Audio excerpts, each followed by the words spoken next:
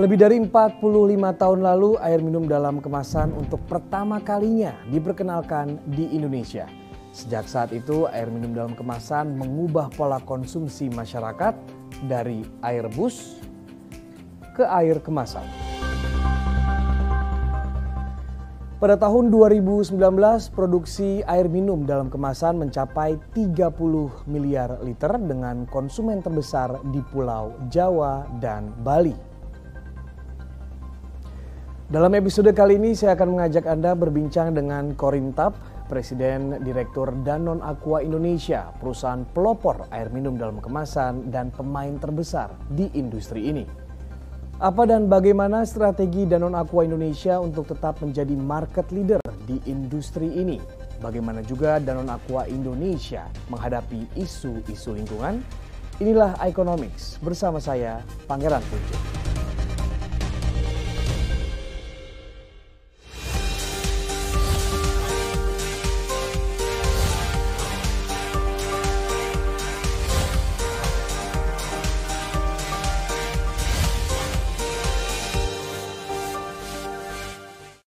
Ya, dan saat ini saya sudah bersama dengan Corin Tap, Presiden Direktur dari Danone Aqua Indonesia. Welcome, Corin, to Economics CNBC Indonesia. Okay, Corin, first question. How do you see the bottled water, competition will be in 2020? So let me start maybe with a little bit of history. So Aqua was the pioneer and the first bottled water producer in Indonesia. It was founded in 1973 by Pak Tirto Utomo, and has been a pioneer since then, not only through innovating and inspiring Indonesians to healthy hydration, but also by bringing goodness through everything we do. And obviously this has been done in a way that we are not only worried and focused about the highest quality of water and to select and protect the best water resources in the country, but also through packaging innovation to meet consumer needs everywhere they are. So for example, in a fine dining restaurant, you'd like to have a glass bottle of water that looks very premium in line with your dining experience. But if you're on the go or if you're doing activities like sports, we have a sports cap product that actually suits those needs.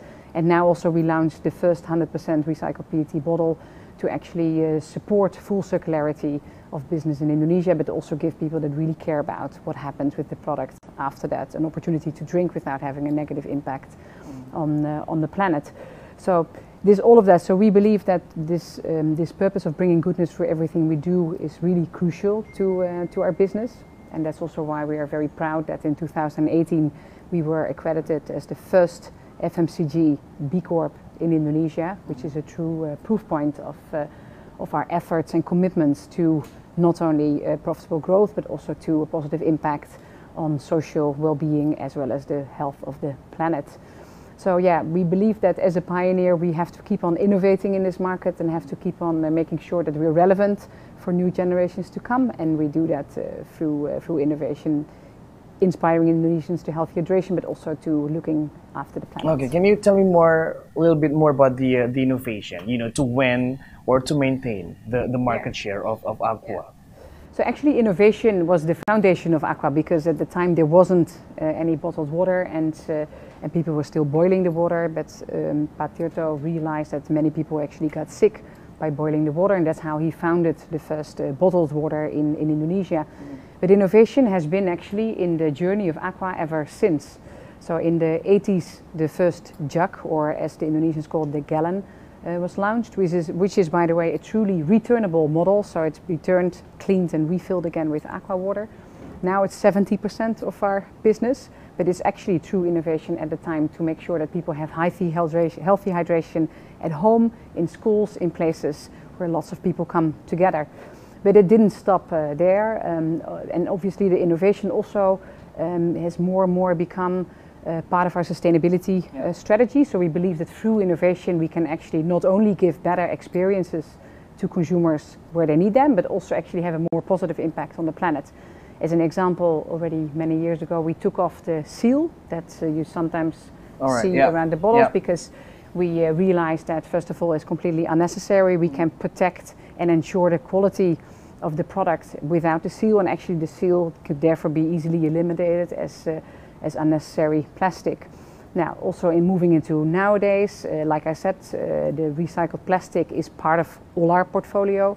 Actually, every single aqua bottle contains some content of recycled plastic, up to 25%.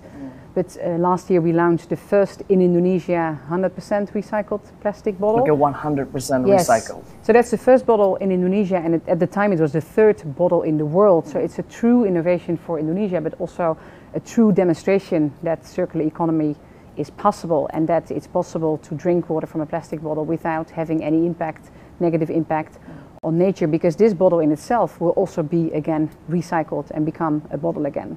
Yeah, but if we look at the competition right now, there are more than 2,000 brands for the bottled water industry in Indonesia. How do you differentiate from those brands, and then how do you maintain the quality, even though maybe your competition selling prices are much cheaper than Aqua? And we've been in the market since 1973, so that's already more than 46 years in the country, and we are still the leading brand, which I think also demonstrates that we've been able to catch up with what consumers want and have adapted our business as well as our packaging, for example, to what consumers want. But it also all comes back to how Aqua started, which was with a true belief that on top of having a good and healthy business is to truly bring goodness through everything we do. And this is with the communities we work with, this is around the water resources and the water sheds that we operate, but also through packaging. And water is crucial. I mean, it almost sounds too simple to say, but water is life. Yeah? People can be without food for quite a long time, but you cannot be without water for a long time. And also 60% of our bodies is made of water. So our first and most important purpose is to make sure that we provide the healthiest hydration for the human bodies with the right level of minerals that is good for your organs and for your full development, both physically as mentally. And for doing that, we have to be very protective to the nature that actually provides us this water. And that means that around the 21 factories, because we provide aqua all the way from Sabang to Merauke. 21 factories? Yes, 21 factories. And we around these factories, we have a whole ecosystem that is looking after selecting, first of all, the right water, but then protecting the water, this beautiful water that's been filtered by nature, actually by the active volcanoes of Indonesia. And then through the processes we have to bottle the water. This is a whole ecosystem that we operate, including, for example, working with the local communities, empowering them to implement sustainable farming practices to again protect the watershed, but also by replanting trees and increasing the biodiversity in the watersheds to ensure again the highest quality of water. So that is how we operate, and that's how we believe ultimately we are able to continue to innovate through packaging and through other ways, how we bring this beautiful water to the Indonesians. But in the end of the day, it is about looking after the water, which is the best that nature gives us. So that's 70% of our business. Then on top of that, through the support of Danone Ecosystems over many years, we have built a network of collecting and recycling the PET bottles. So by now we have 7 what we call recycle business units. They are in Java, Bali, Lombok and Labuan Bajo, where we collect and recycle PET bottles that actually go directly back to our supply and become part of the bottles again. So there's many things that we've been doing for many years. At the same time, we also realized that this is not enough. If you look at the challenges we face in the world around us and the waste problem in Indonesia in particular, we felt a need to do more. And that's why in 2018 we launched a movement called Bijak Plastic, which is actually a call to action to work collectively with different stakeholders, consumers, NGOs, other companies, to support the government in the government of Indonesia in its ambition to reduce plastic waste by 75% in 2025. Now, this commitment that we announced in 2018 has 3 pillars: collection, education, and innovation. And when it comes to collection, our aim is to collect actually more plastic than what we produce, and we do that through different ways. On top of extending our network of recycled business units, we also work together with an organization called the Ocean Cleanup to do a river interception, so to actually pick up plastics from the river and to also help us understand what the composition of that plastic is. When it comes to education, we aim to reach millions of children and families, partially through formal education. The Tanggung Jawabku, Sampaku Tanggung Jawabku movement is what we launched together with the Ministry of Education and the Ministry of Maritime Affairs last year. So this will be a formal education module in all elementary schools. But we also believe that our brands reach millions of people every day. And this is an opportunity for us to obviously encourage them to be smarter around waste in line with the reduce, reuse, recycle principles, and to make sure that there's less waste that goes to the planet. Lastly, innovation, and this is to continue to innovate and make sure that by 2025 all our packaging is 100% reusable, recyclable or compostable. And in line with that, we launched the 100% recycled PET bottle, the Aqua Life bottle. Yeah. But there's many more innovations to come, so I'd say watch this space because we have some exciting things coming also in 2020. Okay, I'll be waiting until 2025. Okay, Corinne, Danone Aqua is the biggest market leader for the bottled water market here in Indonesia, 46 to 47%, right? How about in 2020? Do you see like that number is growing, or maintaining that number is the best thing you can do right now? Our aim would still be to continue to grow, but also the market is still growing, so that is what we foresee. But we also really would like to grow, continuing to grow in a sustainable way. So it's not only that we grow, but also how do we grow. So by truly supporting the healthier hydration of Indonesians, that can be through our Aqua portfolio, but we also have other brands actually that serve that purpose as well.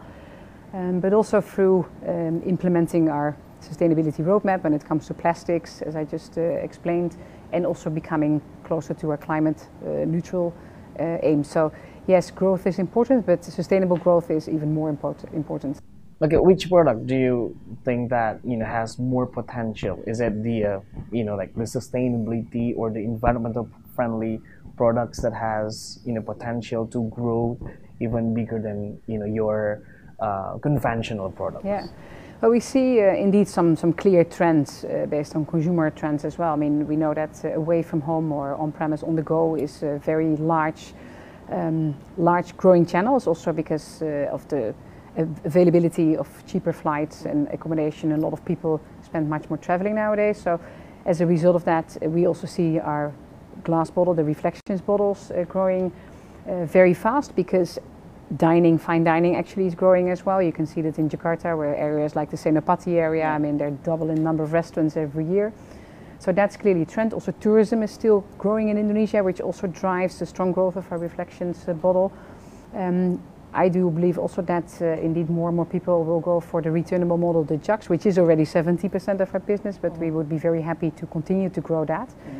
And also for on-the-go products on top of more occasion connected, so whether you're doing sports or active things, we do see that there's a growing demand for the 100% recycled bottles. So this will be an area where we definitely will continue to grow and invest for growth. Okay, how big is the growth? If you see the maybe last year number, compare your projection for 2020.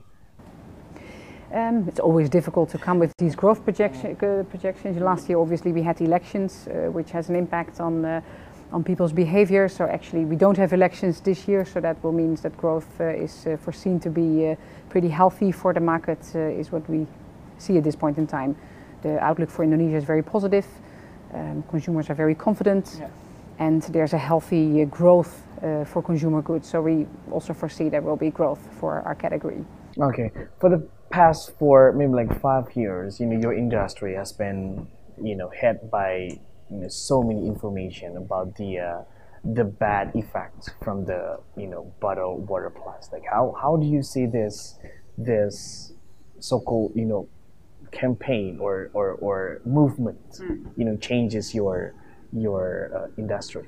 Yeah, I think if I may say, there's probably 2 areas which we believe is really crucial to look after. First of all is the water resources, because water is also scarce, and therefore we see it as our utmost responsibility to look after that nature that gives us this beautiful water in the most responsible way, and make sure that whatever we take from nature, it would never be more than nature gives to us.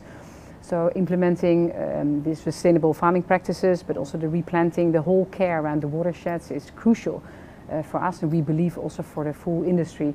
Then the second piece is connected with that, because also plastics could have an impact on the natural environment of these water resources. But in itself, indeed, people have started to realize that plastic, even though it has a great functionality and has brought a lot of accessibility for many people in the lower socioeconomic class to safe drinking and food solutions, the thing is that plastic is so good that it also will not easily disappear in nature. And I think more and more people in Indonesia start to wake up and become more aware of that issue, and that is great, because when the awareness is there, I think they start to make also smarter choices and start to realize that not all plastics are also the same. So I think what is important is the education, because plastic is still this great material that is very safe, is the highest safe and also most efficient way to pack water. But we need to make sure that it's made from the highest value plastics that also maintain its value after disposing, because it can be recycled. So the PET bottle is a perfect example of one of the highest valuable plastics. After it's used, it can be recycled and can become a bottle again or turn into other applications. The problem is that for many plastics this is not the case. So in driving true circular economy, it starts with recyclability by design. So hopefully the trend, not only for our category but more in general, will move far more to packaging that is by definition recyclable and therefore has a second life after you're finished with the consumption, and to truly drive the circular economy implementation also in Indonesia. Okay, do you see any bad impact for your business? Because like you said, people, Indonesian people is more now concerned about the choices of they make every day. Yeah. So do you see that this is as a threat for your business, because maybe people just bring their tumbler and then they don't buy any bottled water anymore? So yeah, we see that indeed the awareness goes up, in particular with the younger generation, and also the younger generations, the Gen Z in particular, is more willing to also make behavior change, because there is a difference between awareness versus behavior change. We don't see it yet on a massive scale, but we expect that behavior change will happen more and more. And therefore we also believe it's important to have a portfolio that serves all the different needs of the customers and the consumers. So some consumers are more happy and more inclined to buy glass. So we have glass. Many people that are interested to bringing tumblers, it's great, because our biggest part of the portfolio is actually the jugs, the 19-liter jugs. And like I said, we're very happy to continue to invest behind growth there. But some will still in different occasions would like to have access to a PET bottle, and I think if people then know that there is a choice to choose a PET bottle that actually uses recycled PET and has a company behind that is looking after the total environment, and therefore the choice is a choice that is good for nature, I believe this is still a very positive Okay, when can we expect the new product launching from Danone Aqua? Do you have like something in plan to launch new products? Yeah, so this year I cannot give you exactly the dates, but by the end of the year we'll have quite some very interesting innovations that are actually really playing into the changing habits of people in the country, but are again also a positive impact on the planet. So when we look at innovation, it's always to support the healthy hydration and protecting our aqua water as best as possible, whilst also having a positive impact on the planet. Terima kasih Anda masih menyaksikan Iconomics dan masih bersama saya, Presiden Direktur Danone Aqua Indonesia, Corin Tam. Corin, you told me about your strategy to widen the markets and then to maintain the good quality of your products. But how do you sell the product? What is the best way to sell products in this era, the 4.0 era? What is the best marketing tools in your opinion? Yeah, I think it's a question which requires quite a long answer, but I think it has to do also with the changing of the generations. So obviously almost half of the Indonesian population is now called a millennial or a Gen Z.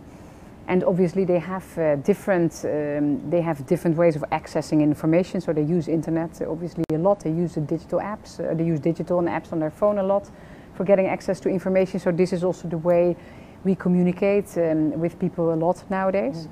But in the end, it's always a combination of online and offline. So for example, the hashtag Bijak Plastic that we launched when we did our announcement in 2018 is a very popular hashtag on Instagram and on many other social media. But we also create opportunities to educate and engage people with how to become wiser around plastic in real life experiences, for example, in high traffic areas like malls or like in sports events. So Aqua sponsors a lot of sports events, running or other events connected with nature. Okay. And in all these events, we actually also implement fully our sustainability beliefs in terms of how we collect the products, but also educate people around what they can do in terms of protecting nature and how they deal with plastic, but also educating them around how we care for nature, making sure that nature will always be there to give us the best water and the responsibility everybody has. I think what's interesting about the millennials and Gen Z, which is something that I'm personally very excited about, is that they are really starting to ask questions. Yeah. And obviously they cannot look around and ignore that things are happening with climate. So the climate challenge is very obvious for them, but they also are more and more interested in understanding what it is that they personally can do to make a positive impact to climate, but also start questioning more and more the companies and the brands and what they are doing to have a positive impact on climate. And I personally have spent a lot of time with very young activists in this country, and there's many, and I'm really hopeful because they actually will change the dynamic, and they will request from companies but also from leaders like myself to actually make it possible to use our influence and to use our resources that we have as a company and to do something good with that. Okay, what do you do like in everyday life to make a world a better place, to reduce the waste? What do you do? So I think I will come back to me personally, but from a company perspective, I mean, this is everything we do. We look through the lens of sustainability, and that's around plastics, but it's also around water and it's around energy. So through every innovation or through every activity, we'll think through how this actually can be done in a way that it's obviously in line with our commitments, but actually maybe even do it better or faster than we said we would. And that's really crucial. And for us then becoming the B Corp last year is also a strong acknowledgement of us using our company as a force for good. And is a movement that we are also passionately driving in Indonesia, trying to encourage more companies to become also B Corp, so that also many more consumers understand there's differences in from who they buy. Yeah. Now, of course, personally, I'm completely fascinated by this as well, and I'm trying to find with my family everyday ways to do better things. So we've been separating waste already for quite a long time with the help of an organization in Bali that actually does that for residential areas. So we separate between recyclables, non-recyclables and compost, and then we have a very clear ambition as a family to reduce the non-recyclables part, obviously, because that's the one that goes to landfill. Now, what does that mean? I've realized that if you order food from outside, it always comes with lots of plastic. So my way of doing that now is I give a bag with already a salad bowl, and that it will be refilled. I found restaurants that now are able to do that. So I think it's not only about having the intent, but also trying to find ways to do it. And if more and more people do it, actually changes will be made. You can see that also with the plastic bag. I mean, many more people are taking their bag from home as they bring tumblers to get aqua from the gallon. So yeah, I think for me personally, I'm trying to find all the time a way to reduce the amount of waste and make sure that whatever we do has the least impact on the planet. So in line, and we as Aqua, we are a Danone company, and Danone's mission is to bring health through food to as many people as possible. But also since a few years, we evolve that into our vision of One Planet, One Health, which basically says, in the end of the day, we are all about sustainable business, but also with a positive impact on the health of people as well as the planet. And this is based on the belief that ultimately the people, the consumers, the people in the country, the people in Indonesia will vote for the world they want to live in through the products and brands they buy. So I would absolutely welcome and encourage all the millennials and the Gen Z, but actually everybody, you don't need to be a millennial for that, for really try to understand better the choices you have as a consumer through every purchase you make or not, you can actually have a positive or not so positive impact on the planet. So there's many brands that do fantastic things for the planet and for people's health. So please be critical and look behind, let's say, the first sort of advertising, but really look for who the companies are behind those products and what it is they do for the planet and for the country. All right, thank you so much, Corinthap, for Thank your you. time joining with CNBC Indonesia. Thank you so much. Ya, dan demikianlah Economics untuk episode kali ini bersama Corinthap, Presiden Direktur Danone Aqua Indonesia. CNBC Indonesia, Beyond Business.